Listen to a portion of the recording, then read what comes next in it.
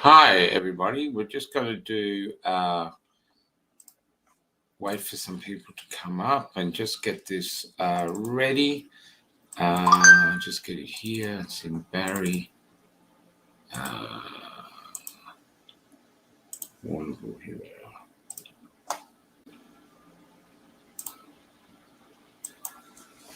Okay, so it's unusual to do a show at 2 p.m. And what we're doing now, I'm just going to stream. Hi, Penny.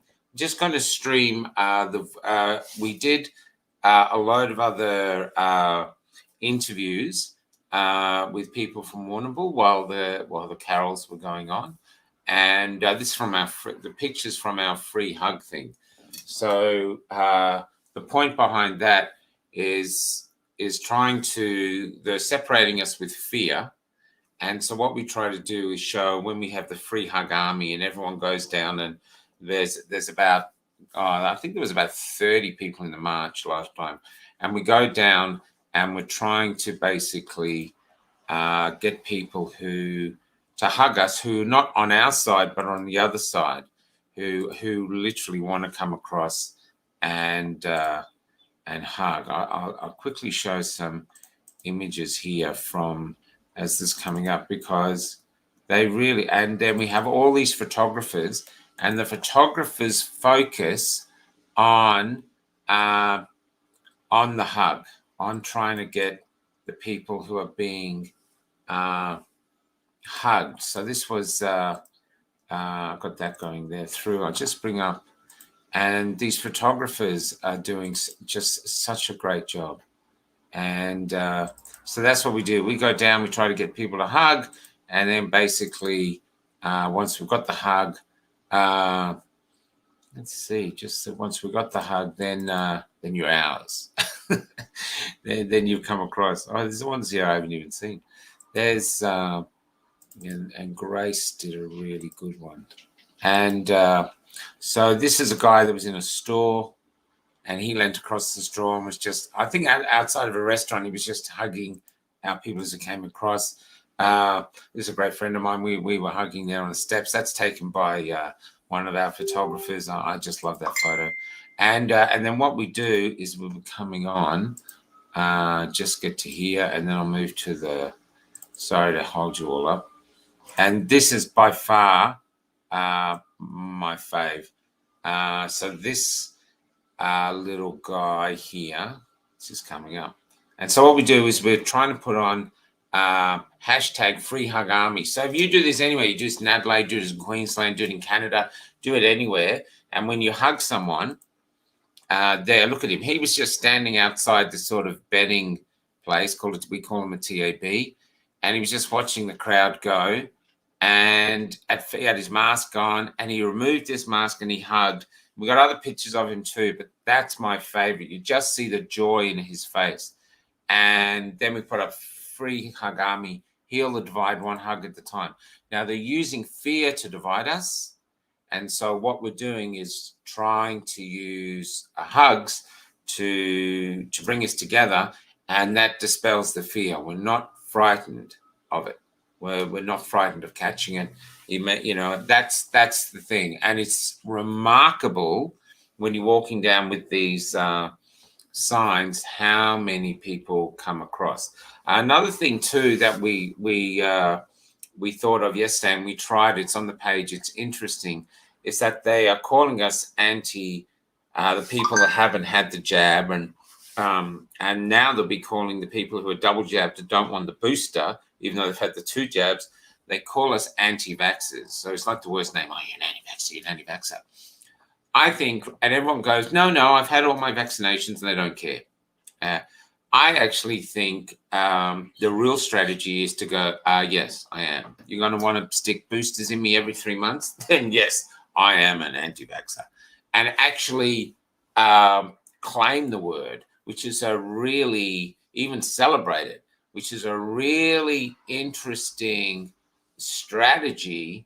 It's like the gay guys. I used to have a load of gay friends when I was in the theatre industry, and they call themselves poofters. And it's suddenly, it's sort of I don't know what's happening with my background there. Anyway, I'm going to get off, and I'm going to forget the lighting. I'm going to play these interviews, and here we go. See what you like. So these are the other voices from Warrnambool. They're shot by Barry, and this is me and Damien interviewing people from Warrnambool who are brave enough to speak. Enjoy. We're here in Warrnambool. We've been interviewing the people, everyone who wants to talk. These are the recorded interviews. And we've got the Christmas carols going on here now. We've got Bradley there singing his heart out. And I think it's been a lovely evening. We've been told that the crowd here is very, very healthy. Everyone's amazed by the size of the crowd. And so I think it's been worth it. And I'm just going to get Damien in now. Damien's going to interview the next guest. And let's hear what they have to say. I've got Annette here. She used to have a job with the Salvation Army, and I think she's going to talk about that. Aren't you, Annette? Yes. Hi. Hi, how you going? Good.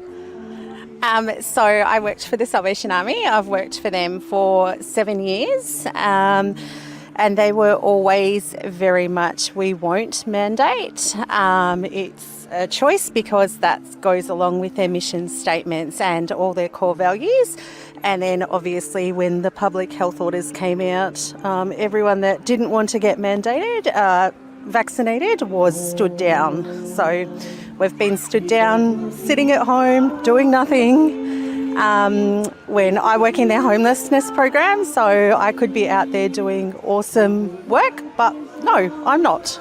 So what was that experience like when they said, okay, they're not going to mandate, but then they do mandate, and they called you in, I take it, and they said, look, Annette, unless you're willing to take this vaccine, then your service are no longer going to be required. Is that how it sort of went?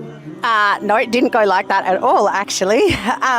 What happened was we had all our, what we feel, our reasonable conversations prior to it, because we did think the mandates were coming at a state level. And then they stood us down, no warning, and they stood us down at 4:50 on Friday, the 15th of October. So we couldn't tell our clients, didn't get to let them know what's going on, and obviously that's not best practice because we only want clients to have to tell their story the least amount of times possible, and now they'll be telling their stories to I don't know how many workers. So when you say they told you at 4:50 on a Friday, I take it you were finishing at 5 o'clock on that Friday, is that right? Well, I actually don't work on a Friday, so it gets even funnier. But I have been backfilling, but when I was backfilling, I finished at 4 o'clock on a Friday. So, but if I wasn't backfilling, I wouldn't have known until I opened my email on the Monday morning, realising that I wasn't allowed to go into work. So that was it. You got the notification on a Friday, and then by Monday, no work that quickly, just 2 days. Okay. Yep, that's right. So no warning, just the letter fired out via email, and that was it. So what have you done since then? That's October, so that's a while ago. What have you done since then? So obviously I've been at home, but got on Telegram on the United Now group, and we've got the Community Services Speak Out group. So they've been running lots of different campaigns, so they're doing really well. And then just reaching out to people, and I'm a social worker by trade, so offering some free support because I'm not set up to practice privately, so I can't do it in a formal capacity. And are you tempted then to just say, oh, damn it, I'll just take the jab and not worry about it? No, because I'm committed, and I've got 3 children, and I have actually seen some people with some pretty out there side effects, so I'm just not going to do it. And that you said, so there's severe reactions to the vaccination, yeah?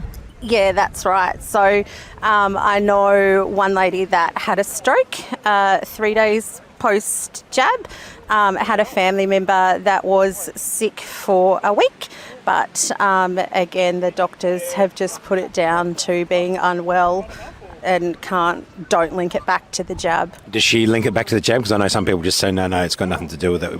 Does she believe it's something to do with the jab? Yes, she does. So obviously she's done all the self-reporting. But yeah, they just, obviously the APRA gag, it's got everyone. Yeah, it certainly has. We went down to the Salvation Army in Melbourne. I don't know if you saw that, because they weren't allowing people that were unvaccinated even to access any of their services, get clothes or food, if people in desperate need, more so now because they can't work, as you've just described to us. But so people can now access their services, which is some small victory, but they can't work in the same place that they can access the services in. It just seems... Well, it just doesn't seem to make much sense. It makes no sense at all. So, as I know it, I haven't tried at our local thrift shop at home, but I can hang around there for 8 hours, but volunteers and staff that are, doing awesome work in their programs, we can't go to work. Like, it doesn't match up. Yeah, so what have you had any dealings with the Salvation Army since it's over a month now? Have you talked to anyone? And how long did you work there for, previous to them dismissing you, basically? I've worked there for 7 years. So you'd have some long-standing relationships with people after 7 years. Absolutely. And so I'm the transitional housing support worker. So and here in Warrnambool? No, in Hamilton. So my intervention isn't short and sharp. These people can be in houses for anywhere up to 12 months. So, I do build really strong relationships with these people, and obviously the ultimate goal is to get them long-term accommodation, but I don't even know what's happened to my clients, and that was even quite traumatising for me, just to be cut off at the knees with no further contact. But Hamilton's a smaller place even than Warrnambool, so what's it been like with the people that you worked with, like your bosses, I guess? How's that relationship? That relationship is very strained at the moment. So you have talked to them, there's been some communication? Only via email, because that's what my union and legal team had said, because there is some pending legal stuff. And so, yeah, but they just disengaged. And how's the union support been? I'm with Red Union, so they are great, but the AASW, the Australian Association of Social Workers, again, where their ethics and values lie is pretty questionable right now. So how did you come to be with Red Union? Is that something you've been with for a while, or did that come about since this whole debacle? It came about from this whole debacle, was with CSPU, which is the Community Services Union, and they very much know it's a state mandate, and this is what we have to abide by. It's funny, Nick, because I've talked to a lot of people from all different walks of life and different industries have been really disappointed with the representation that they've gotten from the union movement. Is that something you foresaw happening, or something you would have thought of before, or is that something that you've become aware of since this has happened? Definitely become aware of, and even with the AASW, which is like our governing body. What does it stand for? Australian Association of Social Workers. I wasn't trying to catch you out. No, but I nearly did. I actually thought that they would follow their ethics, because we preach freedom, choice, no discrimination. We don't judge against political affiliation, creed, sexuality, disability, medical status, but here we are in 2021. How do those people continue to go to work when that's their creed and it's just clearly rhetoric and the mask has slipped and it's rhetoric? It's confusing. I don't know. Can you tell me that? No, I'm interviewing you, fortunately, so I have some ideas, but it's not about me. It's about you, Annette. I really don't know. And, given that that's been their values for so long, and how they can go against all of that. And, I guess the big thing for a lot of us workers that have been stood down is that we do work with some of the most vulnerable cohorts in the communities.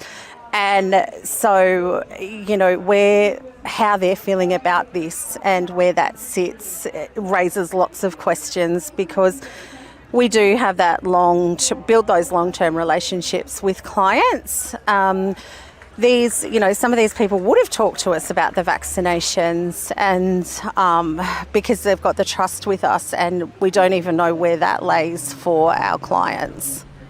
Thanks, Annette. Is there any last words you'd like to have before we wind this up? No, but everyone tune in to Cafe Locked Out, 7:30 weekdays. Didn't pay to say that. Don't have any money to pay it. So thanks, Annette. Great. Thanks, darling. Why are you here today to this meeting, the Christmas carols? But actually, it really is a political meeting as well. Yeah, it is.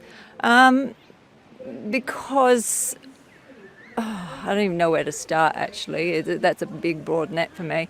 But I mean, I would like to be free to make the choice that I believe is healthy for me, sane for me, and right for me. And that's not the case. So not the case mean the government is giving you no choice, really? No. It's so far I have a sort of choice, but I'm getting a lot of kickback from the community, church, family. It's cutting really hard with the family. Did your church? So, book in the church first. Did the church? They said don't come back, and this was before they knew the government was bringing that rule in. I've just moved up here a month ago, and so it was not in this community, but they said we're not letting unvaxxed people in, and they had jumped in ahead of the government, but they did know it was coming. But, this was in a community that was at the highest vaccination rate in Australia. And I really just felt that was I really feel that people have been putting out that I'm some kind of an addict or a person to avoid or an untrustworthy, don't believe this person, which really hurts because integrity is important to me. How we've been talking integrity is important to you. How did the church get past its dogma of actually ostracising people? Because surely that just goes against all Christian values and even values of any church. Sure. Well, I have had discussions through email about this with them. I can't answer for the church and I won't speak for the church. It's too tricky. That's a community I'm still connected to and I want to be connected to, and I'll keep having these discussions, but they have to be to their face, and that is where it has been with me right along. If I'm going to say something about you, I want it to be to your face because you have the right of reply and it's immediate, right? But if I'm saying this now on camera and they're not here, they have no right of reply, so I can't go there. Okay, sure. So have you another question? Well, the other question is, why aren't you taking vaccination yourself? Oh, okay.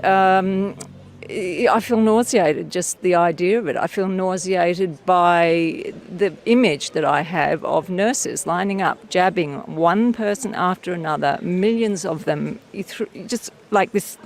It feels like the sheep dip. I'm sorry, but it does. It's not a nice image or equation to make. But yeah, look, I was put on drugs, psychiatric drugs, was it maybe 30 years ago or something. I didn't want to be on them, but I went along with it because I was quite attached to the psychiatrist I was seeing, and I wanted to go on seeing her, and that was her thing. What was your diagnosis? I was diagnosed as being bipolar. Anyway, so she put me, we went on this merry-go-round of one drug after another, and I kept having bad reactions to all of them, and they're in the textbook. It's not like they were from out of the blue. And eventually, after maybe 10 years of it, I just went, I couldn't get out of bed anymore. You have to get out of bed. You have to take these drugs at a certain time each morning. Otherwise, they'll really throw your system out. And I just wouldn't get out of bed. And it was because I knew my psyche could not go on taking them. And not getting out of bed meant that it was, I'd started, the wheels had started going in that direction. And anyway, so I came off the drugs, and it was a nightmare. It was frightening. I was having what I believe were withdrawal symptoms, right? But of course, I was told this was just the kind of something psychosis coming through. But there was me watching me going through this. I thought, this isn't like any psychosis I've had in the past. It's like every time I go off, because I had several attempts, I didn't get off for the first time. I'll get exactly the same within exactly the same amount of time, progression of reactions, symptoms, whatever you want to call it. So anyway, I'm an intelligent person. I decided they've been experimenting on me for a long time, with my consent, admittedly. I'm going to experiment. I'm going to be my experimental model. So I would just observe everything, and I would try things, and I tried some really wacky things. And, look, I had fun with it in a way, but it was that's all right.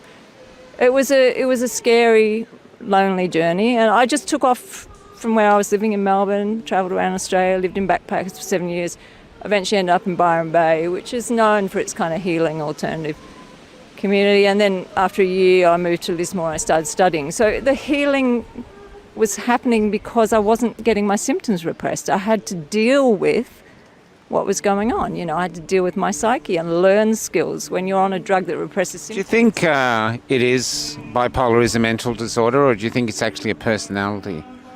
Because they haven't really defined what happens with it. I know because I'm bipolar. Oh. And I gave up the medication about 15 years ago. And I just roll with the punches now, and I'm really successful with it. And I just see it as my own personality and my own responsibility. I don't even ever talk about it. Well, my take on it is that something's out of balance. So, there's that swing between the deep depression and the kind of manic state. But when I observed, I recognised that the driven can't stop is about anxiety. You're running from that state of anxiety. It doesn't feel safe to stop, so you keep moving because that feels better. But then the nervous system gets exhausted and you hit the wall after however amount, 2 months, 3 months, whatever, and then you get terrible depression. So that one feeds the other. It's an imbalance, that's all. We are responding to... But doesn't it make for an interesting life rather than this boring life where you just have the one personality, the one emotion all the time? Don't you think it's interesting that you actually get to the end of your existence, you're going to have all these incredibly interesting stories to tell of hardship and highs and beauty? Totally. I mean, I've had... I actually think it's an absolute blessing to have it, and I adore it. Way to look at it, because if that's your curse, you're healthier if you... I don't see it as a curse. Well, okay, so some would, all right? But it's great that you see it as a blessing, because it is. And it's been a blessing for me because it's been the most unbelievable journey to find my way through that. So I still deal with emotional instability, but I'm aware of it, and I don't not sleep. You know, I might get poor sleep at times, but I don't not sleep. I've learnt strategies, and so I'm less... The swings are less. They're coming more into balance. I'm coming into balance. That's it. It's a journey to know myself and trust myself. And a big part of that is trusting my intuition. That was the turnaround for me. I had to trust me over the doctors. I had to say, this is what I feel, this is my journey, it's my choice, and I'm going to make it. So coming back to why we're here today, I mean, I've did some scary, frightening, brave things to get off and stay off those drugs, to get well, and that's important to me, okay? So I feel like my sovereignty is being challenged because I am aware that corporations are selling this product to us. There's a lot of money at stake. So whether you see this in a cynical way or you just say corporations need to make a profit, that's what they're legally, that's what they're bound to do legally. This can't end because the profits have to keep increasing. That's what corporations are designed to do. So it's not even about some moral choice there. It's just how they're structured. And even when we take the judgment out, that is the structure of those corporations. I mean, how could they give up the profits? Now they want to do us all every 3 months. I mean, the profits are extraordinary. Well, yeah, but what are they going to do with those profits? Like, how much is enough? Well, not. Yeah, but that's not a question they're able to answer. Their question is just more. Well, that's right, but they're driven because that is actually a manic state. But if you try and pinpoint who or what a corporation is, it doesn't rest with any one individual. It's a structure, and it has been compared to a psychopathic personality because it has no actual moral compass. It's not required to. It only has to answer to the shareholders. And make more money. And I love that little smile because yeah. So look, I could go for a long time, but I mean, that's my journey. I think you've done really well. That's my journey. I have to follow my integrity, and I get my days where I just want to, go on, just get it over with. But it won't be over because then 3 months there'll be another one, and then there'll be another one, and then there'll be another one. There'll be Omicron, Maxicron, Mumicron, Boomicron, Boobicron. I don't know, but they're going to keep it coming because they are. No more profits. Hey? That's right. That's exactly right. And it's incredibly profitable to have somebody like myself take any drug for the rest of their life. And we can't sue them if it goes wrong. No, because you have to give your consent. And if you're weak and you're under huge social pressure, and my family are making it very hard for me, and I love my family. Dad, I really do, I love you, but hey, just back off. This is my choice, my life. Okay? Yeah. Finish. I've said what I've come to say. Thank you, Michael. You're welcome. Thank you. We'll move to the next thing. Now I've got Hayden with me. We've just been having a bit of a chat. We've been talking about our families and stuff, haven't we, Sure, Hayden? And the state of the world and how it's been and what's going on. And so how you going, Hayden, anyway, with things? Look, we've done very well, thanks, Damien. I was just telling you before, we've got 9 children, and for us, if anything, it's brought our family closer together, on the same page and fighting the same fight, having a cause that we believe in, standing up for it, and realising that truth comes at a price and you have to be willing to pay it. And so we've just seen our children take another step up into what it means to be an adult and to pay a price for something they believe in. And what's the age range? Like 9 children, that's a lot. So what's the age range are we talking? So we've got a 32-year-old and right down to a 12-year-old. So about 2 years apart, nicely spaced out for most of them, approximately. Yeah. Pretty busy there for a little while. Very busy for a little while, and still pretty busy. Oh, you would be, my friend. 9, I mean. Yeah, it keeps you young. Yeah. Okay, yeah, that's a good way to look at it. And so what do you think it is about your family that's mean that everyone's sort of stuck together and stuck thick? Well, I think it was because right at the outset, so this is almost 2 years ago, we saw what was happening and saw it was about control. And so right from the outset, we've been talking to our children about it. And so they were sort of aware of what was going on and switched on right from the start. And then we've got 2 or 3 of them that are very much researchers. And so they research it for themselves. We encourage them, look, the information's out there. You can find it out if you take the time. And so they did that. And the more they did that, the more their convictions took hold, and they could see that they were not going to comply. And the thing is, Hayden, though, with someone like you say, you got a 32-year-old and stuff like that, it's often people that by the time they're that age, they've gone out and they've branched out and they've got their own life and they've got other influences external to the family around them as well. So how has that been? Well, thankfully, our couple of eldest ones, as I said, saw it right from the start, willing to do their own research, and also began seeing bad outcomes for different reasons, for the vaccine, family fights over this. It was just terrible to see. And so they just decided, well, this is not a good thing. It can't be a good thing. And so, as I said, did their research, weighed it all up, and then got more and more involved, especially our eldest one. She was in the education system. And so when the pressure came on, then the mandates, that she just was not going to be bullied. And so she's still in the education system? Yes, she is. She's a bit of a wheeler and a dealer, and she's sort of flying under the radar at this stage. So, I mean, you've had some good experiences, but you say you've seen a lot of tension between different families and stuff. So what sort of things have you seen transpire as a result of people trying to deal with these mandates? Sure. Look, it's been heartbreaking, Damien. We've seen marriages break up. We've seen mums and dads against the children. Not against them, but the children not agreeing with them. And as a result, that beautiful family relationship is lost. They're the main ones, between husband and wife, or the family split between 2 different parents.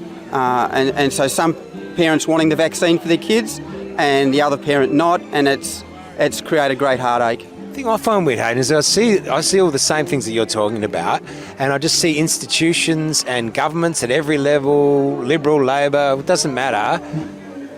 No one cares. No one addresses the issue. This agenda just rolls on heartlessly without any concern for the people. Has that been a surprise to you, or is that something you saw maybe coming before? With government, we've been absolutely shocked and disappointed at the level of unconcern and the way the government has just turned a blind eye to what's really happening in the community. They are responsible, and I think I'm like a lot of people. We always knew that politicians were in a world of their own. They had a game they played, and we knew there was a level of corruption, but we never knew how deep it was and how much we're not a part of their world at all, and they have no empathy for the average person. That's the way we feel, and that seems echoed out in the way people have been sharing with us. Totally disenfranchised from the people who are supposed to represent them.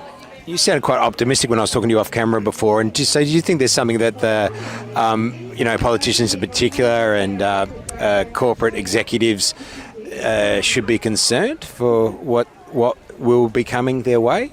Absolutely. I'm pretty confident and optimistic that enough people have woken up, enough people have seen what's going on, and they're so disappointed and disgusted that they're going to vote in a different way than they have before. I think you'll find that the minor parties and independents will have a greater say, and in the Senate election, you'll find that there'll be senators who hold the balance of power who can change the way the laws are written and enforced. So, Hayden, what do you think's driving this campaign? Because it feels to me something's driving it. Is there any hope for there to be any change? Well, I think you've got to have hope all the time, Damien. If you haven't got hope, it really makes you an empty soul. And so I think most people are so disappointed. The crisis has brought out the opportunity for people to really find out who they are, what they really believe in. The easy ride's over, and they are willing now to take a stand. And we don't need everybody. We just need enough, and I think we've got enough. What do you have to do to take a stand? Like, what's it going to take? Because, I mean, we've seen, hundreds of thousands of people on the streets of Melbourne in particular, maybe for the last 7 weeks. The agenda still seems to be rolling on. What will it take? What sort of a stand do we have to make to make this, actuate this change? Well, I think people are just waiting now. I think enough people have made a stand, and they represent a lot of people, and they're just waiting now for the elections to roll around.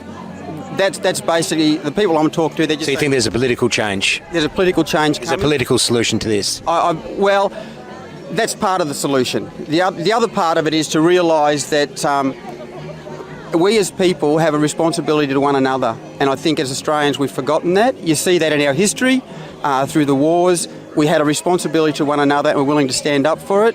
And I think in our society that's been destabilised and disjointed, and I think that's coming back. So there's a silver lining in all of this. These challenges have really been brought together as a community as a result of having to deal with the difficulties that are confronting us, yeah? Yeah, what happens when a crisis comes on an individual or a family or a nation, it brings out the right perspective we need to deal with things. And so this is what's happened. People have seen a crisis and they've looked around for an answer, found it wasn't in politicians and it wasn't in the media, and it certainly wasn't in the big corporations, it certainly wasn't in the pharmaceutical companies. So where does that answer come from? Well, we found it, and what the people have been talking about tonight is reconnecting with who we are as people and as a community at grassroots level. Do you have faith in your life, Hayden? Very much so. Yeah, we're Christians. We believe that the Bible has the answers for life, and that this time of year, when we're celebrating Christmas, is the most important time of the year because that's when God put his answer into the world through Jesus Christ. What do you think is most? Do you think it's Easter or the birth or the resurrection? Well, you can't have the Easter without the birth. So, look, I think Christmas is the most special time, and then after that, of course, is the crucifixion, because that's why Jesus was born. He said, I've come to die. And is this one of the few times you felt quite comfortable to be able to express your faith? Have you always felt comfortable to be able to do that, or do you feel there's something in the community where you can talk in a way that you might not have been able to talk previous to this? That's a great observation, Damien. I've always been confident to talk about my faith, but what we're seeing now, especially at the big rallies in Melbourne, is people are quite excited to share their faith, and more than that, the general Australian population seems to be willing to embrace it and to celebrate it. Whereas in years gone by, it was just, if that's what you believe, that's what you believe. But people are more willing to consider now the reality of Christmas and Easter, and what does that really mean? Is this true? Is this a myth or a fairy tale? And they're because of the crisis we've gone through as a nation, they're wanting more solid things in their life to hold on to. And belief and faith is fundamental to that. Theosophical answers, yeah. Absolutely. And people are looking for something more than what we've had, because it's turned out to be bankrupt, whereas a government can force you to go against your conscience. Most people know that's wrong. So we've had to look at inside ourselves at our own bankrupt natures, really, haven't we? It's been confronting for who we actually are. Absolutely. But we've had to become a bit more introspective and say, well, what does this mean for me? Who am I as a person, and what do I represent? What do I stand for? What's meaningful to me? What is truth? So we might be ultimately better for the experience. I believe so. I do. Great. Thanks, Hayden. Thanks for chatting to me, mate. Thank you so much. Buddy. Thank you so much for what you're doing, Damien. No worries, mate. You're welcome. Thanks. Here we have a freedom fighter from the steps. He's always on the steps. Tell the people your name. My name is Miguel Martinez. And now, Miguel, why are you constantly at the rallies and fighting so hard? I'm really interested. Because the country where I come from, I know it's happening here, we never get it back again. As soon as we lost something, we never, ever get back again. And what country were you from? I'm coming from Chile, South America. So you that was Pinochet, was it? Yeah, I'm living with a military for 35 years. I'm coming to this country for freedom. After 32 years, I lost my freedom again. And tell me, what was, when you got here, what were the freedoms you had here that you didn't have under Pinochet? Freedom in the street to work without worry. They can shoot you or disappear you, or police do whatever they want with you because they are the bosses, like Mr. Andrew, you know? This is what is coming here. This is the reason I'm fighting. I fight for my family and for other people too. So over there you had to live like in constant fear? Yeah, I see the cops and run away, straight away before I talk to them. This is the reason I not trust the cop here. I meet very nice cop in the step in the parliament, but still I got this fear, you know. I see the cop behind me and I start to turn around to watch them before they watch me. And so you did you lose friends yourself? Have friends disappear when you were growing up? Yeah, killing people. My missus was being tortured, disappear, in jail. No one know where it was. They shoot me. They try to kill me for the same thing. They shot you? Yeah. Where were you shot? In the body, here in my back, bullet coming inside here, 1 millimeter from the heart. My Lord. And how did you get past that? Do you? The good neighbor picked me up because it was close to my home, throw in the car, take me to hospital. And then people had to there die at night waiting, no secret police coming and take me out. And were you sent to prison? No, I was lucky.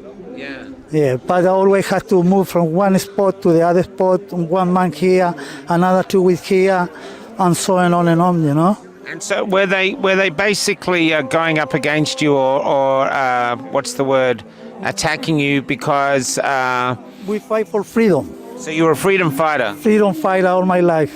Yeah. Yeah.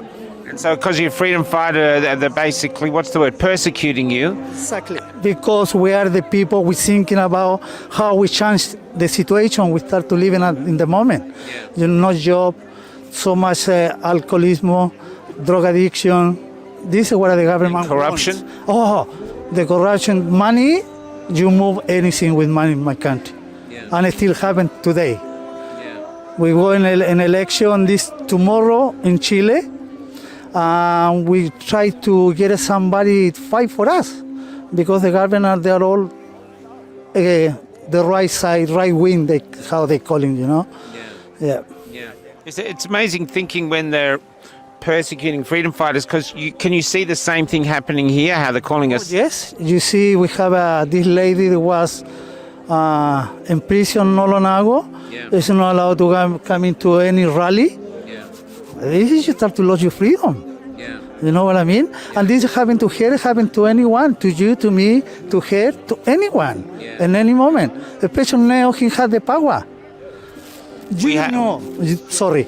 We interviewed Nick Patterson last night, and he was sent to jail for 29 days in the main prison, and he would have remained there longer until he signed bail conditions that he wouldn't come to rallies and stuff like that. So that's what you're talking about. This is what I'm talking about. This is what they start to cut everyone later. He can get more power and start to do it with everyone, you know. They filming us every day. I don't care, you know. I don't have nothing to lose. I'll be honest to you. And we've watched them filming us. I've taken photographs of them. They film us constantly. And wait to them, you know, because I don't have nothing to how to explain to you.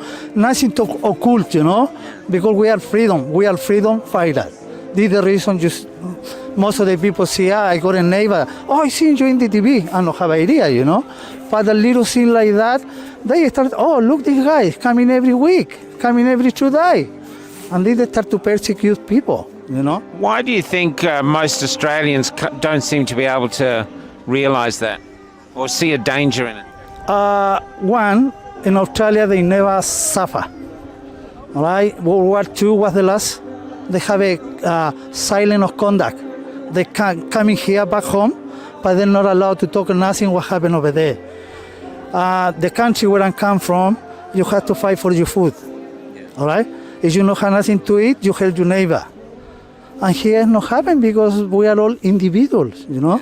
Everyone, if I'm good, I don't care about the other one. It's not the way.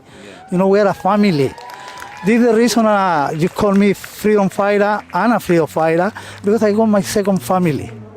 I not got one in Australia except part of my missus, but it's my second family. I'm coming to the rally because I'm taking strength to come back home and not be down. And the people like you, Michael, Damien, Jimmy, nice people, you know, we see in the rally, what, Carol, how you been, why you know what here last week? And other people don't worry about that, you know. And then this is what I liked about the movement. It's a family. And you start to see people taking the key to the rally. In my country, you can't take a key to the rally. Oh, because it's too dangerous. Exactly, you know. As soon as they see the group, boom, water cannon, tear gas, bullet into your eyes, and not shooting in the body, in your eyes. Extraordinary. Thank you for coming on. When I say one thing, Yeah, you say whatever you want to say. to all the freedom fighters, have a Merry Christmas and Happy New Year. All the best to everyone. Stay together with the family because it's the only thing we have. That's right. That's right. I totally concur. You want a hug? Yes. Hey, what's your name? I'm Jacinta. Hi, Jacinta. Yeah. It's good to see you. And you were a nurse or you're still a nurse? I was a nurse, yes. So I basically was told that I wasn't welcome to come in unless I had, I was told I could come in, but I couldn't come in because I didn't have the vaccine. Mm-hmm. So they said, no, you're welcome to work, but you can't come into the premises. Right. So that's an awkward conversation, isn't it? Yeah. Yep. So I actually found out quite a bit of nasty stuff about flu shots early on in the piece a few years ago. So I was sort of already had my radar up, and also learning how to walk in, as a woman on the land, saying no to things or saying yes under these circumstances. I'm happy to have something. And so then when I saw COVID happening, and they actually made the flu vaccines mandatory in March of COVID 2020, yeah. Did they make the flu vaccine? Yes, but the flu went away, so we didn't have to worry about it. No one came after me with a flu vaccine. No, but I believe that was part of like trying, sort of putting the mandate in, and people were just like, they didn't even realise that. Soften the blow. Soften the blow, yeah. And so, so was fighting for my job with that for 2 years, and then COVID came, and so then these mandates came, so it was really clear what the decision was. So what's the overreach? What is this overreach of government? This is coming into every aspect of your life and just bullying you, telling you what to do and how it has to be, otherwise it's just too bad. I think it's very dark. I think I've seen a lot of people's human rights being taken away, the ability to have logical, consistent thoughts and conversations. People have been shutting those down, and that's really what our nursing is all based on. It's based on being able to logically think through an idea, and that's just been taken away, and it's made basically the people, I believe, who are left are either living a lie, or they can't see it because it's too traumatic. Or they're just basically trying to pay for their white goods. People called you a conspiracy theorist? Yeah. And what do you say to that? I say that it only takes two people to organise a surprise birthday party and you have a conspiracy. So really it's just basically just saying that, people are up to no good, and that's true, and people are up to no good all the time. And to believe that they're not, you're acting like a child. Yeah. See, I've met a lot of nurses, particularly lots of people from all walks of life doing this now, and there's lots of people, just really quite mild-mannered sort of people saying, no, what's going on? This is wrong. There's something really, really fundamentally wrong here. So how can the government and the institutions stay in denial of even addressing those voices? I actually don't believe that they have our best interests at heart. And I think the use of words is very powerful. So to say be called an anti-vaxxer, or for whatever reason, they try to label you so that you shy away and don't talk. And so I started relabeling things, and I'd say things like, oh, well, I'm not actually a conspiracy theorist, I'm a conspiracy queerist. I just like to ask questions. But it seems like these days, even to ask questions is it's just said that you're just a bad person for asking questions. So do you use the word vaccine free? I just say that I believe that people should be able to choose whatever path of life that they choose to make, and that the decisions, that they'll have the fallout for those decisions. It's funny how they frame it too, isn't it? Because even if they call you an anti-vaxxer, I just saw the other day, okay, well, all right, I am, if that's what you're going to call me. What does that even mean? Why does that come with such a negative connotation? It actually doesn't for me anymore. I think that doesn't stick anymore, because people are realising that it's just all shame. It's all shame culture and trying to put you in a box. And really, I'm just up for having a conversation with people, just trying to flesh things out, just like we're always meant to as human beings. And so what's their agenda then? They must have an agenda. They must be doing this for a reason. Well, I'm also a Christian, so I believe that the enemy is here to steal, kill, and destroy, and that he is in the thrashing elements of stealing, killing, and destroying. So I see it as like the enemy. Basically, he's like a snake, and he's just eating his own tail. So I believe that he will end up just. It'll all just implode on itself. But in the meantime, we're in the fallout of watching this happen and just trying to stay away from the damage. So a lot of people who are really concerned are really just keeping a low profile and just trying to connect with like-minded people who are just all about community and loving each other and So are we living out some version of the Book of Revelations? Yes, we are. I do. I firmly believe we are. We've got Christmas carols in the background as a backdrop as we go. And so, honestly, I believe in the absolute love and grace and beauty of God and our Lord Jesus Christ, and that He's here for all of us. And so I choose not to succumb to the fear, because I believe there's a resonance of fear that can actually make you very sick. And when you come into the resonance of love and of God's love, it's all good. So are you looking forward as well to the second coming? Absolutely, yeah. And I don't even know what that looks like. I'm not sort of... I don't really know what that looks like, but I can't wait. But in the meantime, I'm also, really excited about who God's bringing into His kingdom, and the most incredible people. Like, I've never, in my whole life, I've always wanted to know these people, and it's like, here they are. Here's your family. Here's the most incredible people, and you get to be yourself. So going back 5 or 6 years ago, did you ever think it was a possibility that you could be talking about this happening actually in your lifetime? Yes. You thought there was a possibility? Yes. Why? I've always had a sense of that there's certain people who are set apart for a time like this, and it's like not to this point, maybe not as quickly, but then as it's been happening, it's not surprised me one bit. Jacinda, do you feel like you've been set apart? Absolutely. And what is that? What's that? Is that something talking to you? Is it a sensation? What is that? Is it reading the Bible? What is it? Yes, all above. So what does it say to you? What does the voice say to you? It says that the Lord is good, but He also is righteous, and He also is holy, and He doesn't want anybody to perish, and He wants us all to come to His kingdom, and He's revealing His kingdom very clearly now, and He wants us to choose whose side we're on. Does He ask you to repent? Yes. Yeah, and it's usually for the things that are selfish and are wicked, things that I want to do in my own way that aren't the best. Maybe they're good in my eyes, but they're not best. And when I come to a place of repentance, then I come to a place of feeling clean and ready to do His will again and to love. Yeah, and not to harbour animosity or hatred towards anybody. Yeah. And do you feel like you have a strong fellowship around you for that? Not within the organised church, no.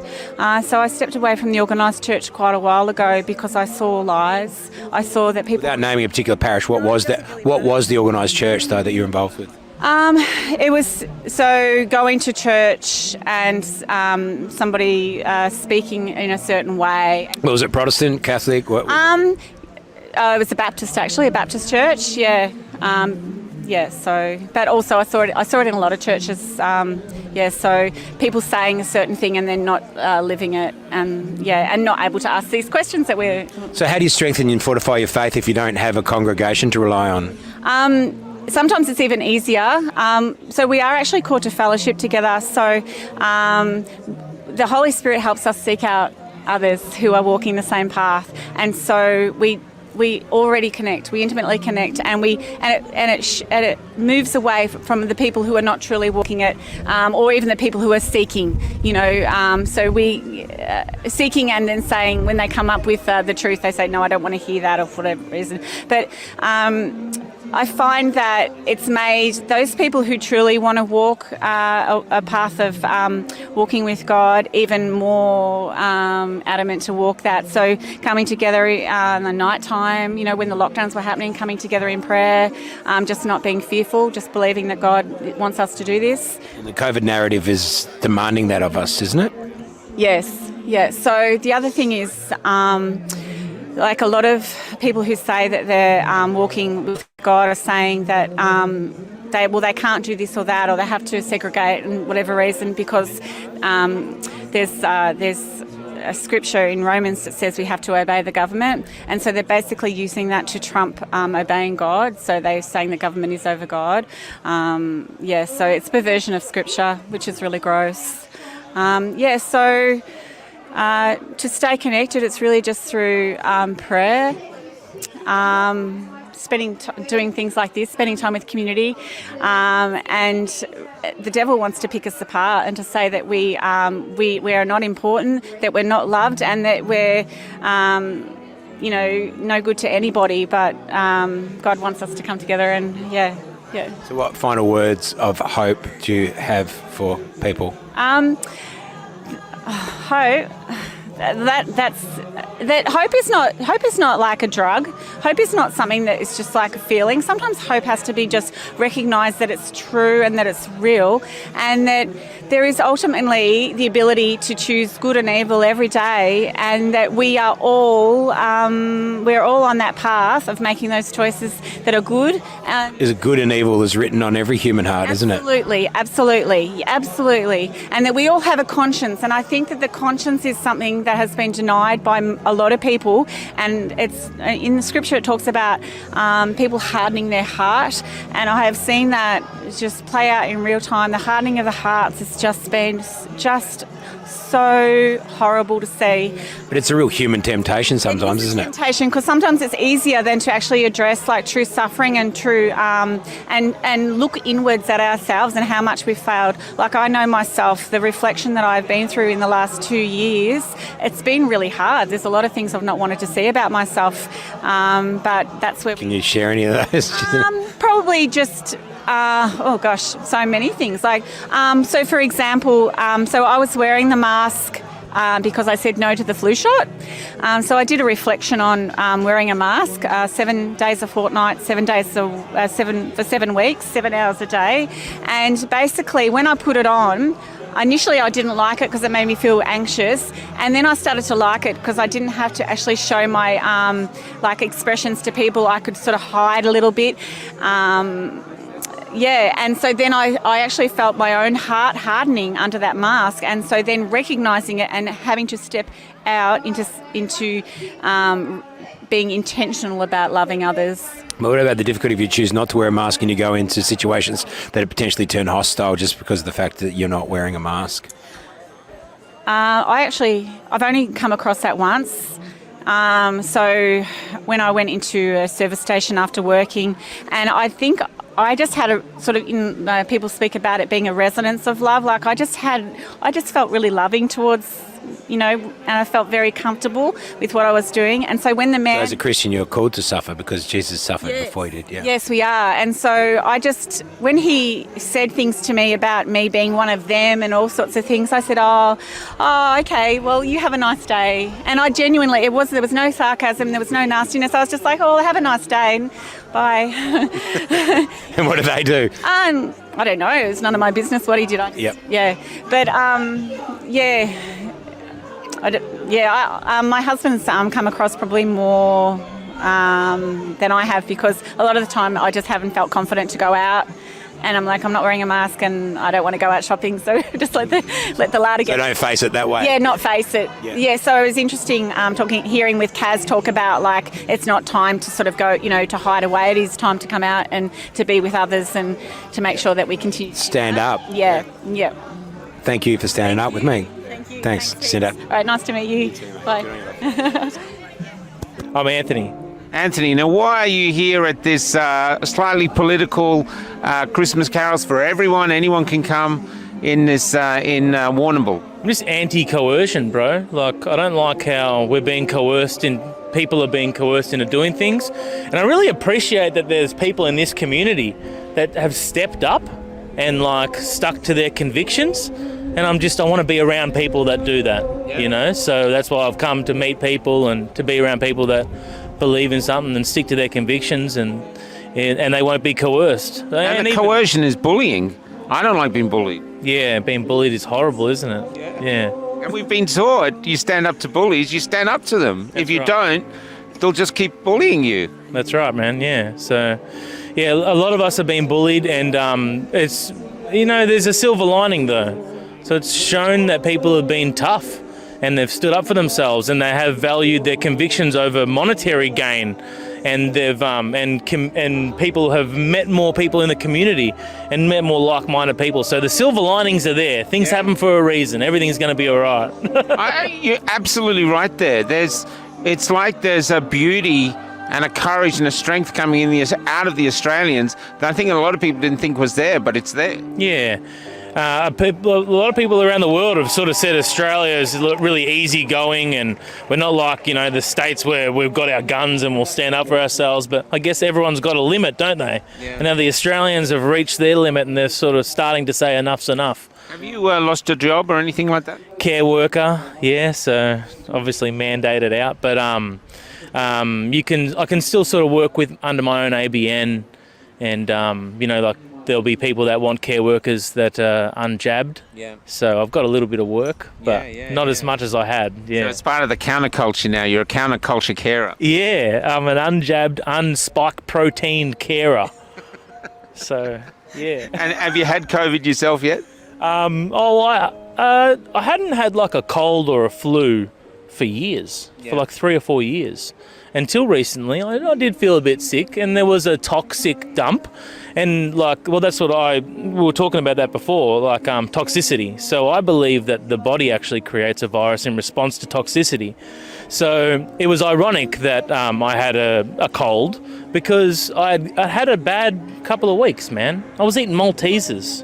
I was having Magnum ice creams. I remember I bought a Magnum ice cream. Maybe you were pregnant. I bought a Magnum ice cream. Maybe my wife is. I bought a Magnum ice cream, and I was at the counter, and I said to the lady, there's got 6 stabilisers in this. Do you reckon I really should buy it? And she's looking at me going, you probably shouldn't. But I had a bad week. Well, I never eat that sort of stuff. I always eat organic. We always eat vegetables and fruits and stuff, and that's why we don't have to have these toxic dumps as often as usual, right? But I had a bad week, and then I got sick, and then my body detoxified.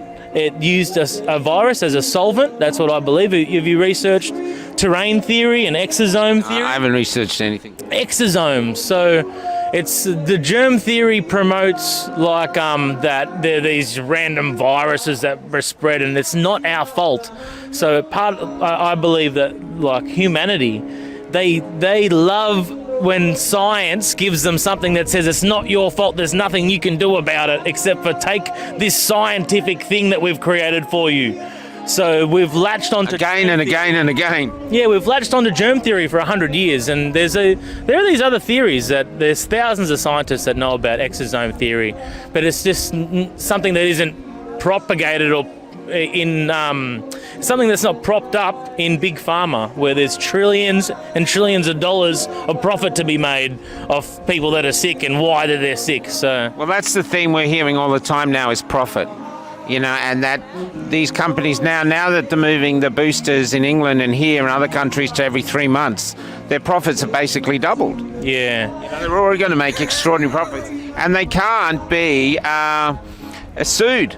So there's literally, it's a no lose situation for them. Yeah, Win-win, or for them. It's kind of this situation now where I think the narrative is so obvious that it's some sort of test. It's whether or not you want to choose to go towards the path of the truth and what's really happening, or you would choose to be ignorant and choose to stick with the mainstream narrative for safety, for whatever reason. And I'm not judging you for taking that path, but something's going to give eventually for people taking that choice of which way to go. Whether it's you get 5 boosters and you end up destroying your immune system and your body doesn't do what it's supposed to do anymore because you've relied on science, or whether it's you sold out to money or whatever. So I think everything's happening for a reason, bro. Are you getting any kickback from family and friends? Well, it's funny, like some family don't talk to you anymore. But then other family talk to you more in private. You get more private messages and people giving you like a little nudge and going, keep doing what you're doing. Keep saying what you're saying on Facebook and keep sticking to your convictions and being truthful. And then you get other family members saying, you're losing the plot. You're going to destroy your family. You're not going to look after your children. You're going to be out of a job soon. What are you doing? Who do you think you are? So it's a bit from both sides at the moment. Yeah, I know that feeling well.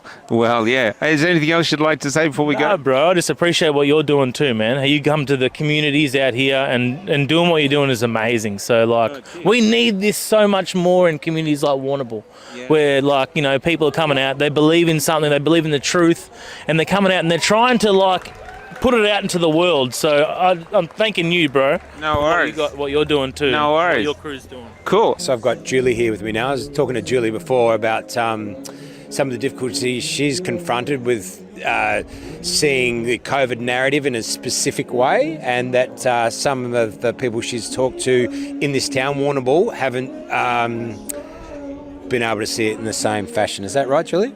Yeah, well, there's a lot of people that feel they have to concede, for their livelihoods, they have to work and whatnot, but there's also a lot of people who have fake passports and still, they get the fake passport so they can still continue on with their regular lives, but, there's a lot of them floating around, and there's all these people that have their own shops and things like that. They're just playing the game. They know there's fake passports, but they're still accepting it, and yet nobody's talking about that. The number of people that are doing it fake, that are just pretending it. I don't agree with that, because it allows the system and the game to keep playing the way it's going. But that's the thing with this sort of socialist world we've moved into, isn't it? Everyone knows it's happening. I'm sure the politicians know full well it's happening. Yeah. They're probably giving them to some people they may even know, because that's what happens. Yeah. The institutions that are accepting them know that half of them are probably fake. The people using them know, but you just go along with it anyway because it's better than calling the insanity out. Yeah. I know why they say they have to do it. But geez, when is this gonna end? I mean, it's great seeing that we've got so many people here tonight, and we've had up to about 400 people walking at once in Warrnambool, which was amazing. I've been on this. When was that? What happened? It was 200 or 400. I don't know. It was massive for Warrnambool anyway. And where were you walking? Just down Liebig Street. Yeah, Liebig Street in Warrnambool. Yeah, just up and down the street. It was so great to finally see people coming out. And when was this? Yeah. When was it? Recently? It was a couple of months, maybe 3 months ago or something. Yeah. Oh, that's right. I remember seeing some footage of it, and the police were there, and they knew everyone. So it was actually quite reasonable when everything was really hot in Melbourne and people were getting smashed by the police. But it was really quite comfortable down here. No, the cops were just standing around and talking to people. They told people to put signs down. protesting signs, but they allowed us to walk because they could see we were peaceful. And it was great to be involved in that and seeing people finally getting up and getting out. But But there's, like you said, maybe even if there's 400 people, 500 people, there's still a lot of people that weren't got involved in that walk. And what was their reception like? Well, there were a lot of tooting horns driving past as well, because there were In support of? a lot of people that wanted to be there but also don't want their faces shown because of the backlash of community. And what's that? What's that backlash? Yeah, it's no good. Being ostracised in school communities, and being a parent in a school community and things, there's a lot of not fair going on, and people aren't choosing to be like this because it's easier to not get this jab. It's easier to not get this jab. That's not the case at all. Like, it's a hard fight to stand this strong, and I think that says a lot in itself, So why are you fighting not to get it? because I know the damage. I've known the damage that has been planned and prepared within these jabs, and it's going to take a while for it all to be shown. People are going to have to see people die left, right and centre. And Is that what you think's going to happen? yeah, absolutely. Absolutely. And you think that's intentional? Yeah, I do. Because of everything I've read about it. This research for me has only been a short time of 5 years, because I knew I started seeing the corruption within the pharmaceutical industry, and I started looking into that. And what do you do, Julie? I just work for myself, by myself. So I'm lucky that I don't have a boss who requires me, to get a jab I know the COVID police have been present in Warrnambool, going around to different institutions and stuff and into premises. Is that something that you're frightened that they might do to you? It concerns me, absolutely. But I know there's laws and rules, and this is all just tricks of words that are being said. And I don't completely understand that, but I know there's a lot of people that do, and they're being silenced because they're trying to tell us. So, Julie, do you think this is some part of some globalist depopulation agenda because of climate change? There's 8 billion people on the planet, it's too heavy or whatever, according to the globalists, so they're going to reduce the population? Is that sort of what you're thinking?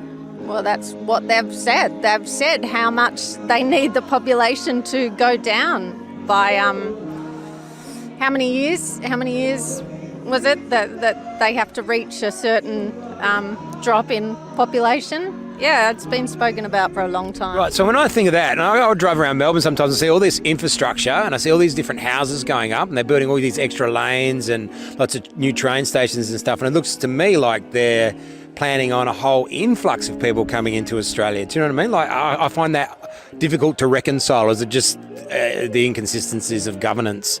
Yeah, I don't understand all of that. Is that about the smart cities? Is that about getting us off the land here and pushing us into this? I don't know. I don't look into that sort of side of it, but I just have researched how corrupt the pharmaceutical industry is, and how, our doctors and nurses, they all want to speak out. I know there's plenty of allied health practitioners around here who, they're all silenced. If you read the APRA letter, they all get. They're not allowed to talk. APRA is corrupted, has been corrupted for many years. So there's all this stuff like that going on, and so many people talk about that. There's just truth in the fact that APRA is silencing people. Why isn't there more people on the street, and why isn't there people literally rioting on the street? Oh, I don't know the answer to that, but I've just been gathering this information just by talking to people myself, you know, because I know we're not going to see it on the news or anything, and whether it's a right, you know. The Warrnambool, the Standard's not here tonight because they don't want to show that. Oh, no, they did come. They did come and talk to me and Michael earlier. Yeah. Don't know what sort of hit piece they might do, but they did come and have a chat with us. They got a bit of buffo in the background as well. Probably found someone from some file footage, someone spewing somewhere in this park, well, you know, 3 weeks ago, and they'll just chuck that in and make it look like us. But that's how they operate. We know that, but that's okay. But more and more people are starting to see that. But I mean, the government must have so little respect for us if they're doing these things and getting away with it. Ultimately, sure, there's some big marches in the city at times, and there was 400 or 500 people here a few months ago. But that's not really stopping the agenda at all, is it? No, but that. For me, that's more about the support and knowing that there are actually hundreds of people around here. They're just too afraid. So as long as we see that they're standing together, we're not wrong in thinking the way we're thinking. So fear is the enemy, as always. Yeah. So where do you find your courage from to be someone that's happy to stand up and speak out? I've never been a courageous person, but I always saw the lie, and I wanted to get to the not of the tyranny of what we're living through now, but the tricks and the manipulation that was happening within the pharmaceutical industry. So that's just where I went, you know, I've got a 14-year-old daughter. I don't know how much longer I can protect her because my husband, you know, people say they had to concede. Obviously, my husband wants to do the best thing for us, but, you know. Does he want your daughter to take the jab? No, absolutely not. No, he will do anything he can to protect her, but she's 14. If she was 12, she could decide that she wants it because she doesn't want to miss out on anything. And you know that she'd be supported in that choice against your wishes because the government would support that choice if she was to make it. You heard what Janine said. The school that my daughter goes to took a student aside and said, we can take you there. Yeah, sure. The school's not accepting. They're not bringing the nurses in to jab the kids at school. But that child, that 15-year-old boy, was told that a teacher could take him aside to get the jab for his job prospect. Like, that stuff's going on. I don't want my daughter going back to school. And this is just the culmination of the government taking control of the parental role, isn't it? I mean, that's what we're seeing. This has been happening for a long time. No, it's... Yeah, obviously these individual teachers are realising that they have got that right and their acceptance from government. But the individual people themselves, these teachers are still humans, but they truly believe it. That's what I find really shocking. So they believe in the idea that they're creating a better future and a better society, and there'll be a different evolution of mankind if they can only just, you know, indoctrinate the children with these new principles of, modernist principles. Yeah, I just mean that progressivism. Fearful. No, what I mean that, you know, that teacher themselves are fearful of the virus that's not killing anyone, and certainly not. That's not going to what? Not killing children. No. But you know, and they truly believe that's the best thing. Getting that poison into that system is the best thing for it, and yet it's been proven time and time again. And there are doctors all around the world speaking out about it anyway. So I just finished with this. Is there any possibility that the government's just really concerned for us? There's this virus out there. Maybe it's not as bad as what they first thought it was going to be, and now they're just stuck on this train that they can't possibly pull up and change it. Yep. How embarrassing would that be? So it's more incompetence than a Machiavellian plan, perhaps. Perhaps, yeah. Julie, thanks for your time. Thanks for chatting to me. Hi, welcome to Cafe Lockdown, and tell us your name. My name's Jenny. And what did you do for a living, Jenny? Okay, I've been a registered nurse for 30 years, over 30 years. And you now lost the job because of the mandates? And I have lost my, well, I'm not completely terminated. I've been stood down for 3 months with no pay. no pay? No pay. And while I can't work in the nursing home where I come from, 100% of staff are all fully jabbed. They can all catch it, they can all pass it on, and they can all work. Yeah, it's extraordinary. It's an extraordinary time. And how was it working in the nursing home during the pandemic with all the lockdowns and all the restrictions they had on? I can't tell you where I work, but it felt like a prison.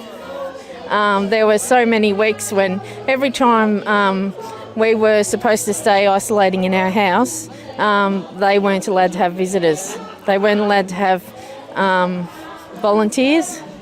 The church services were stopped. The activities where they gathered together in any groups were stopped.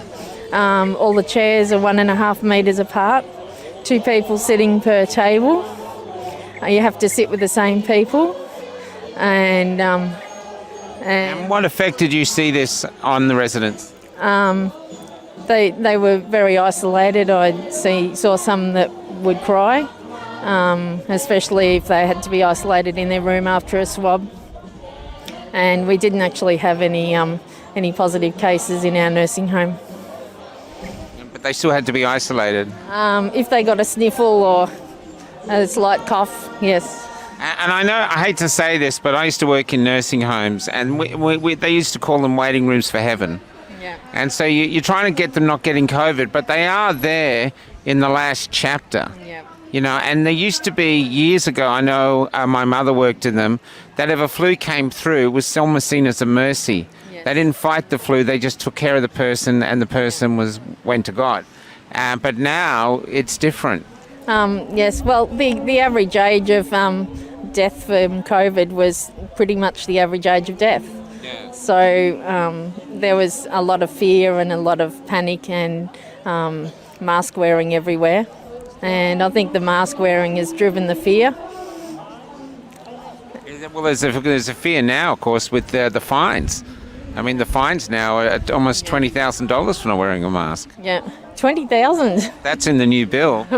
Right, that's great. I still thought it was 20. What was No, it? it goes up to 200,000 it was originally, and 200 something dollars, but now it's gone up. Yeah. I think it can actually go up as far as $90,000. Oh, the fines are ridiculous now. But What I've found, I've been doing a lot of volunteering for Red Union, which is on my T-shirt. Red Union are the only union that are actually fighting the mandates and standing behind their members. All the other unions are all in bed with the government, sharing members' money with the government as well. And so they're fighting it. And so in my role that I've been doing there, I'm finding that I'm talking to nurses, teachers, AMBOs, doctors, psychiatrists. I'm talking to a whole heap of people, and they're all telling me a lot of stories about what they're seeing with the side effects of the jabs. And doctors and nurses aren't supposed to say anything because we can lose our registration if we say something. So my registration is at risk now. isn't that extraordinary? It is. That you literally, you know, you've put all that work into training, then you've actually done the actual work. So you're absolute a great gift to the community. You know, he's a valuable member of the community, and because you will not comply, they're just discarding you like a leper. Yes, that's right. Certainly is. And what are your family and friends? How are they treating you? And I'm very fortunate in that my husband supports me. He supports me 100%. He's been sick for 20 years, so that took away our income. But my son is here. He's supporting me as well, and he's actually about to lose his job in January because he's not complying with the mandates either. and what does he do? He's a civil engineer. A civil engineer. Wow. He's been working from home for the last 18 months, most of the last 18 months. But when Dan says that you have to go back to work and you have to be jabbed to do it, that's the reality of people's work. And what do you think is going to happen? What do you see as in this coming year? I'm not quite sure. I've seen a little bit of Bossy. There might be some interesting times coming if Bossy's right. I'm finding that as a community we're actually becoming stronger. Only a few months ago, before Jenny came here, there was like 2 of us, and we didn't actually know there was anyone else that was holding the line in Warrnambool. And we're just getting bigger and bigger, and we're supporting each other and hugging each other, and Join the Free Hug Army. yeah, I've had more hugs in the last 4 months than probably in my whole lifetime. Well, if you do this, what we're doing now is trying to unite that. So if you get a picture of it and you put hashtag Free Hug Army, that joins it all up. And it basically lets the community can see this is what we're offering. Dan's offering division and basically bullying. We're offering hugs. Yep. In fact, we just hug all the time. Hugging more people than I've ever hugged before. Have you been surprised how powerful kindness can be as a weapon? Yes, have been. We've actually got a ladies group as well.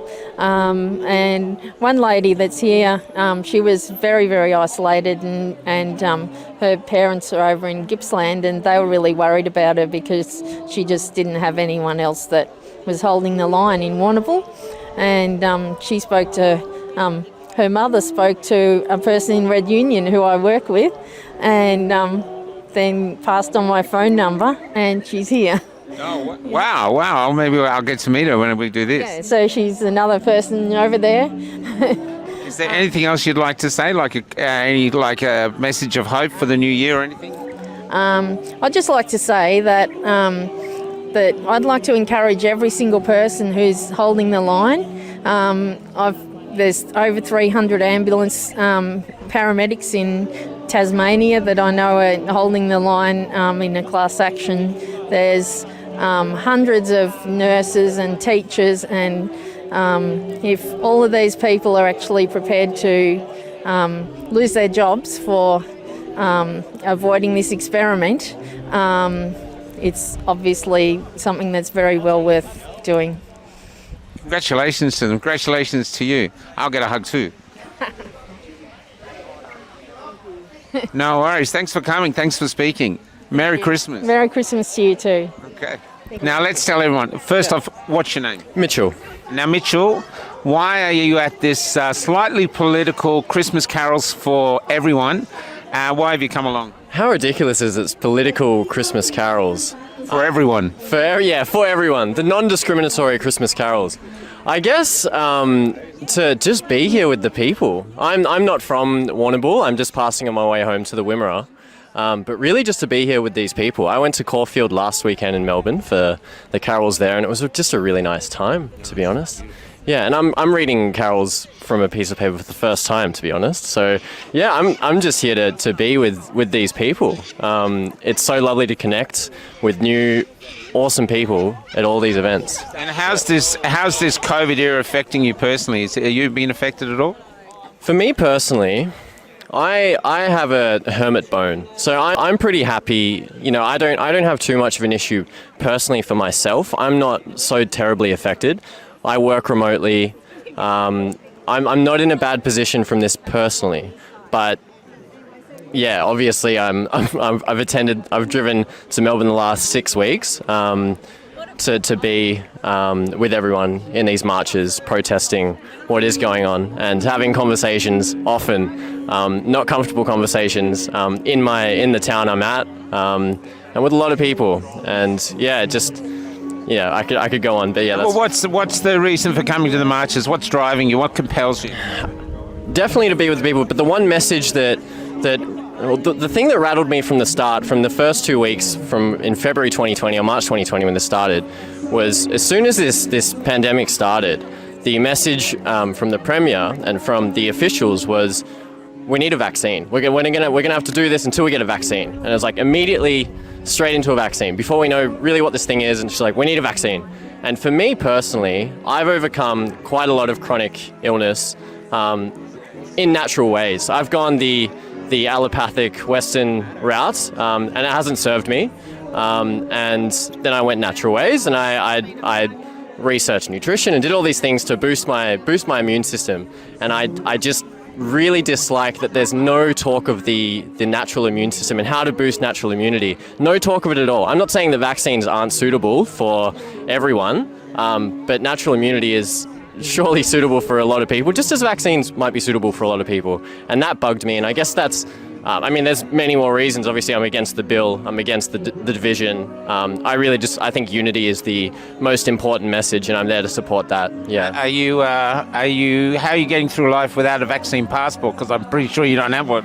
Yeah, I'm fortunate I don't have to go anywhere that requires it. I did go to Mitre 10 instead of Bunnings the other weekend because Bunnings was requiring that. And I'm actually going to these places. I tested Bunnings, and I tested just to see what happens. I'm not faking my way in. I'm not trying to be subversive or whatever. I'm not trying to scam my way in, but I'm just having these interactions to meet the people who are just enforcing these rules, just doing their jobs, and just having those interactions, which, are not loud. I'm not doing anything. I'm pretty much just going in there. How did Bunnings go?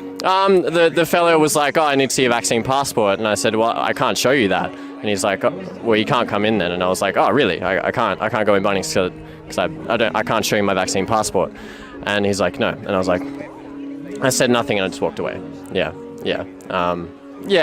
That's it. It's extraordinary times. It is extraordinary times. Yeah. It is. It really is. It's showing your papers, second-class citizen. It's wild. And look, there's a couple of small businesses who are, and owners they're in a really precarious position, and I have a lot of, compassion for them, I suppose. They've got to make hard decisions.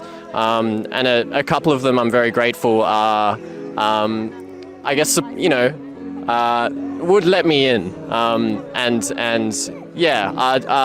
Doing the right thing in my opinion, and being reasonable, showing common sense.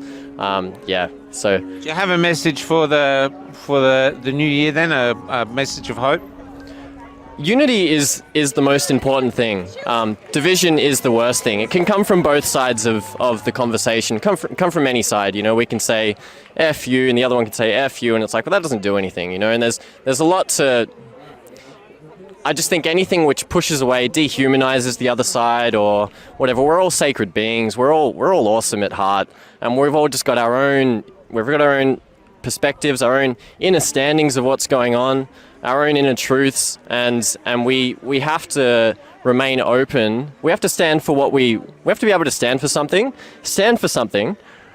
and I guess have respect for each other as sacred beings, and we're all in this together, If an alien race showed up and wanted to destroy us all, hopefully we'd unite and be like, hey, like here we are, and we'd forget all this nonsense, and come together. Yeah, unity, man. I'm sorry, it's not that succinct there, but no, it's true. It is. Yeah. It's so we can sing the national anthem and mean it. Yeah. I heard a kid the other week singing the national anthem, and it was all distorted and weird, and I was like, man, that's a pretty accurate representation of what's going on. Yeah. Yeah, great. Merry Christmas, man. Merry Christmas. Thank you, Michael. Yeah. You want a hug? Yeah, absolutely. That's cool, brother. So, welcome to Cafe Lockdown, and what's your name? My name's Ben. Ben, and how has this COVID era been affecting your life? I guess it's just taken everything away that we valued. I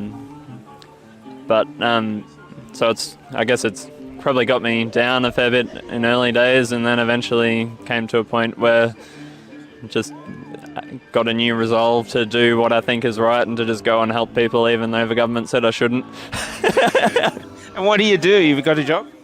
Yeah, so I was working as an engineer. Now I do some kind of engineering type stuff in a non-engineer's role for Water Authority down here. It's amazing. So the mandates, are they affecting the organisation you're working with? Yeah, so they've given me until the end of January, but hoping that they'll change their mind before then. So I've been very blessed to still be able to work when a lot of people have already lost their jobs. So, correct, yeah. But Yeah, and how about family and friends? Are they any issue with you not being jabbed? I take it you're not jabbed? Yeah, that's right. I think I haven't really had any issues with family and friends. They'll still accept me and don't seem to be too judgmental of me over it. So, but most of my family's kind of on the same page, but a few aren't. But And are you from this town? You're from Warrnambool? Yep. Lived in Warrnambool all my life. And have you? And are you? What's the segregation and apartheid? How's that affecting you? Have you lived from here now? Yeah, so I don't really tend to go out to restaurants and stuff too much, but the biggest issue I've had is when it's come to the churches. I don't mind if I'm locked out of a restaurant, but for the churches who we worship a God who says all of these people who were separate are now made one with Jesus, for the government to come and say these people can't be one, they have to be separate, and for the church to go along with it, that's been my biggest concern with the apartheid.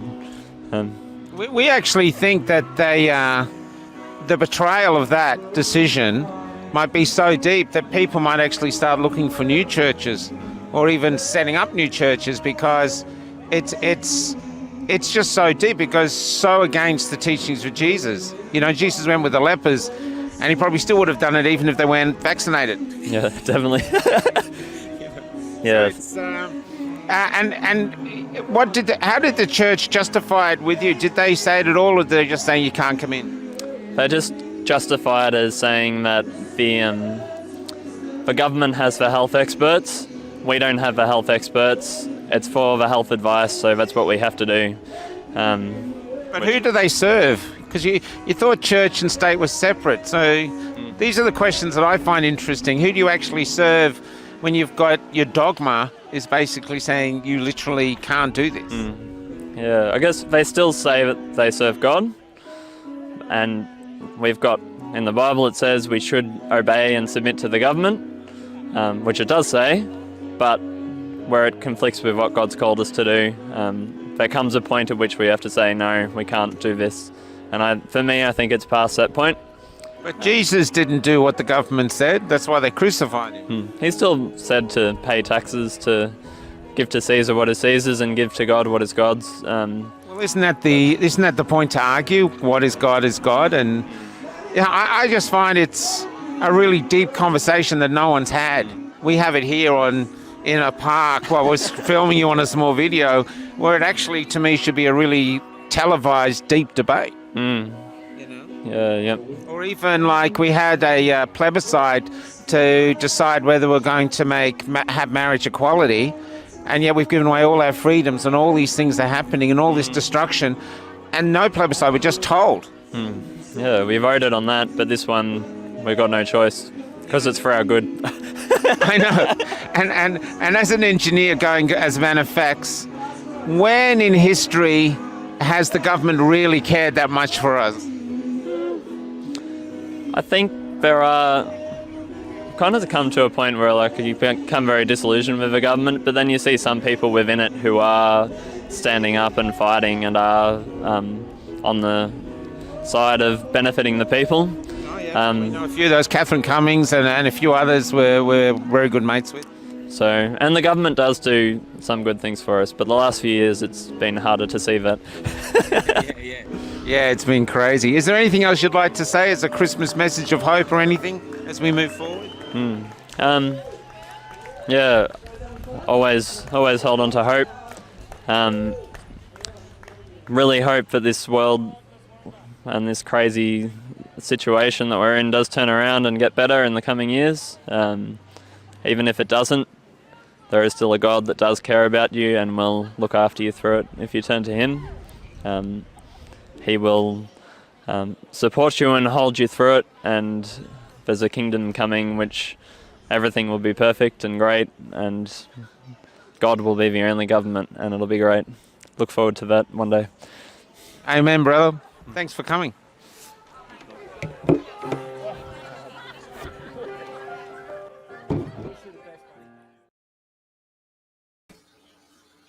And that is it. Sorry for hugging everybody, but you just kind of feel that they need it. So this is what we're doing. We're going to country towns, one after another, and we're sort of getting our act together. I think when we go forward, there'll be some speeches. We're going to bring some musos with us. We also want to bring some stand-up comedians. And basically, it'd be like an afternoon, a late afternoon of celebrating free speech and community, counterculture. It'll probably take place outside because we're not allowed inside. And that's what we're doing. Wodonga, yeah, we'd like to come to Wodonga. I'd like to go to Malakuta and Sale. Oh, Damien didn't hug you. Sorry, love. This is, but this was Warrnambool. So we're very interested in coming up. Maybe also, what's the one starting with H on the way? The big one. Oh, sorry, I'm a bit tired. Marysville and stuff. There's. So, and what it does, I think, is the people in the community can watch these and they know these people. So away from the peer pressure of, the people, Horsham, thank you, Dan. Away from the pressure of peer pressure, Hamilton is another one. They could have people at home listening to these people and go, I know that nurse, I know this person. And so hopefully it spreads out that they go, wow, that's pretty awful what they've been through. And we need some decency. And I think that's how we can fight back. I actually believe this is going to be a really long battle and fighting back with decency. And that's why like the Free Hug Army showing. So I'm going to get that up to now just to finish for you guys because we did a new one. And where did I put it? Excuse me as I screw around you. But I did this video today from, and it starts off with the guys that came up to Warrnambool. And I'll talk you through it. So this is called Hugs 4. But before I start it, I'm just saying that I think this is one way to fight. We come out to country towns, regional towns, and the outer suburbs of Melbourne, and we talk to people and we give them a platform because the mainstream media is not listening to your stories. And then we can also hear from, because we've got someone getting in touch with us from overseas. And in England, we're hearing in England, they're not bothering. People are just getting the triple antigen or the antigen test and getting on with that. So what we need is if you do have any money, you can send us, because everyone did it for volunteer, for doing it for just a couple of bucks. But I know everyone's struggling. We have got a PayPal here, and the money goes to basically keeping the show alive and getting us to the next town. And there it is there. And the other thing too is in Melbourne, and I think you can do this in the country towns, but it might be harder because you know everyone. We're doing the Free Hug Army, and the Free Hug Army, basically they've divided us by fear. And this picture is a perfect example. So we go down the sides of the marches with this Free Hug Army, and we offer free hugs to the people who aren't in the protest. This woman was in the protest, but the ones who aren't, and they are coming across. And then once they do come across, perfect example is this old man. Once they do come across, we have photographers with us who try to capture their faces, and then we're showing the world, look, this is what Dan's offering you. Mask, everyone's separated, that's what Dan's offering you.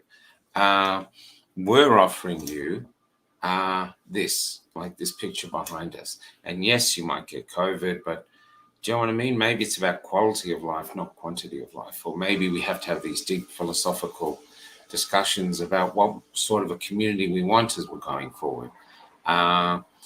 Because if you want this vaccinated community where everyone's segregated and everyone sort of dislikes everyone, and there's there's people with 4 jabs and 3 jabs and 2 jabs and 1 jab and no jab, and we're all divided and conquered like that, well, sit back, ignore us, because that's what's coming your way. But if you don't, and you want to offer your children rapid antigen tests, thank you, I've got to get them in my head. If you don't, and you want to offer the community, your children, or maybe your nieces or nephews, or you just want to be a part of actually going, no, we don't want this. We want something like what we used to have, or something better. Then there are peaceful ways, powerful peaceful ways to fight. And I know there's some people talking, oh, we need a war and this, but I actually think God has given us empathy and the tools of kindness. And this woman's face, I think that her expression with just her eyes speaks volumes about what the soul needs. And what we need moving forward is each other. And they're trying to tell us, basically, we can be apart and be safe and healthy. If we're all separated, we're not going to be healthy. We're not going to be healthy. It's not an environment that our souls want to live in, as far as I'm concerned. So it was wonderful to come to Warrnambool. Thanks again to the lovely family from Damien and Penny, who put us up in their farmhouse in the evening, and Jenny for organising it, and all the people who came to get there. And I'll talk through them now before we go on. So the first off of this is some of the people that came with us. Nobody ever loved me like she does. This is Steve. I was arrested at the shrine with Steve. Steve's Croatian, and he drives that van, and we call him Camp Dad. He's true warrior. This is Barry. Barry's worked for TV for ages, all various things, and doing videos. He does the videoing of the thing. This, of course, is Damien. Damien is a lionheart. He gets slagged by the thing, but he is a warrior. He really is. This is Scott. Scott's just a terrific guy. And he's our security. He hates this picture, but that's his personality. He's laid back. His security. And this was taken by one of the photographers. It's actually my favourite picture of me. I really like this picture. And this is when we were setting out to do our invade Melbourne for a second time with our Free Hug Army. And then the people being hugged. And all these people, most of these people came across, were on the side watching us, so she was, and so sort of a mass.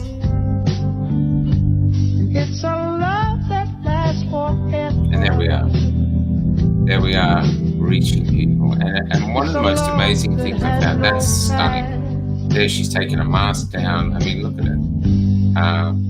Don't let me so those two are in my army. Not my army. Don't let me down. This young man is blind. He's Sam, and he listens to the show all the time, trying to convince him to come on, be an announcer. And here's another Susie getting hugged. And this is what we're trying to capture, is the joy of a hug. I think there's much more to a hug than just arms. I think there's something deeply spiritual about connecting. This is sitting on the stairs. There's another one. And the women are the best. The women are the best for getting it there. Here they go. And it's the one in the back too. And they don't take no for an answer. Here we go. And I don't think people realise not only the healing power of a hug, but how much men need to be hugged. You know, as well. I know it's the women, but man, I don't know who she is. I think she must be Martin. That's a beautiful face. And but you can see, and that's what we have to offer the country. You know, is togetherness, is joy, and they're not offering us that. And I got a lot of hugs. but I love it. I really, really, really, really love it. And Damien, he doesn't like holding the sign, so we hold it above his head when he's not watching, so he ends up getting tons of hugs. Rukshan, of course. I don't think there's anyone in the country gets more hugs than him. And this is some of the army, and some are just ordinary people, and just grumpy old. We should be grumpy old people. And I think there's a happiness too. I love that shot. I just love that shot. Take my praise. And I think there's a happiness too. And I think happiness now is where you find it.